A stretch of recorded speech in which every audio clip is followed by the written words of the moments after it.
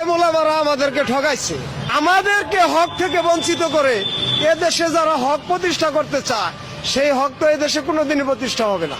আলেম ওলামারা আমাদেরকে ঠকাইছে। ওই আল্লামা মামুনুল হক বলেন, ওই মিজানুর রহমান আজহারি বলেন, এরা আমাদেরকে ঠকাইছে। কিভাবে জানেন? যে ওনারা বলে যে খেলাফত এদেশে প্রতিষ্ঠা করা হবে, হযরত উমর রাদিয়াল্লাহু আনহুর শাসন ব্যবস্থা বাংলাদেশে আনা হবে। যে হযরত উমর রাদিয়াল্লাহু আনহুর আমলে তো একটা পাহাড়ে একটা দুর্গম মানুষের খবরও তিনি জানতেন।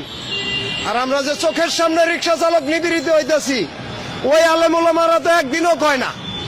আমাদেরকে হক থেকে বঞ্চিত করে এদেশে যারা হক প্রতিষ্ঠা করতে চায় সেই হক তো এদেশে কোনোদিনই প্রতিষ্ঠা হবে না। আল্লাহ পাক তো এই 2 নম্বরই পছন্দ করবে না।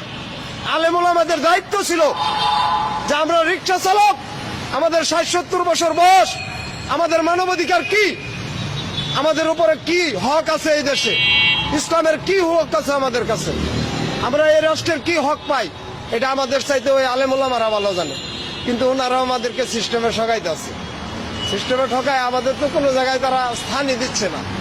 দালাভাবে ডাকতেছে, রিক্সাওয়ালাগর পোশাক দেন শরীরে, তারা কি কোনো সমাজে যায় দাঁড়াইতে পারে? আলেম ওলামারা কি এটা দেখে না? হযরত উমর রাদিয়াল্লাহু আনহুর সময় তো কেউ বঞ্চিত হয়েছে না। ওই খেলাফত যদি এই দেশে চলে তাহলে আমরা রিক্সাওয়ালারা বঞ্চিত কিভাবে হলাম? আল্লামা মামুনুল হক কি জানে না? উনার মার্কা হইল রিক্সা। আল্লামা মামুনুল হকের মার্কা হইল কি?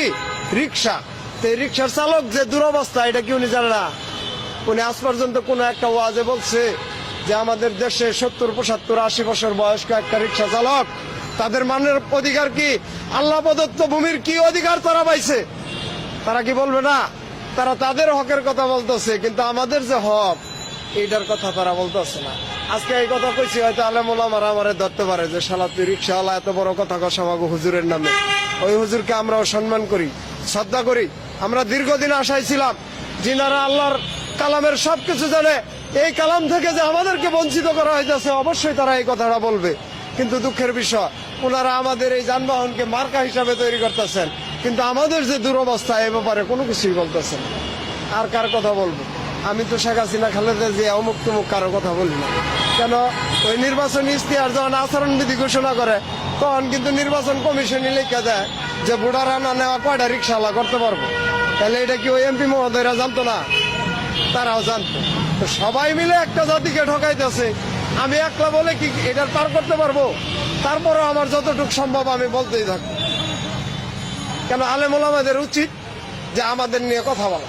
আমরা হক বঞ্চিত, আমরা মৌলিক অধিকার বঞ্চিত, মানব অধিকার বঞ্চিত, রাষ্ট্রীয় সেবা বঞ্চিত, সমস্ত সুযোগ থেকে বঞ্চিত, কিন্তু তারা আমাদের কথা বলে না।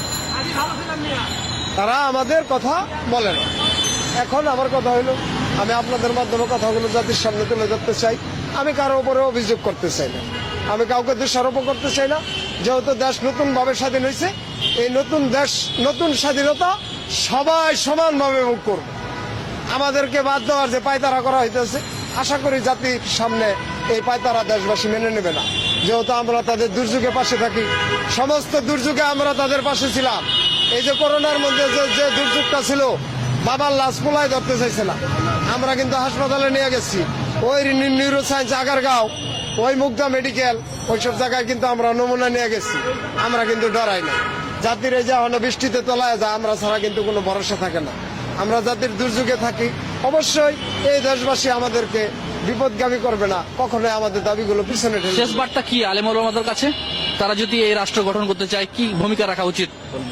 আমি আলেম ওলামাদের কাছে বলছি যে আমিও একজন মুসলমান, আমি ইসলামী শাসন চাই, আল কোরআনের শাসন চাই।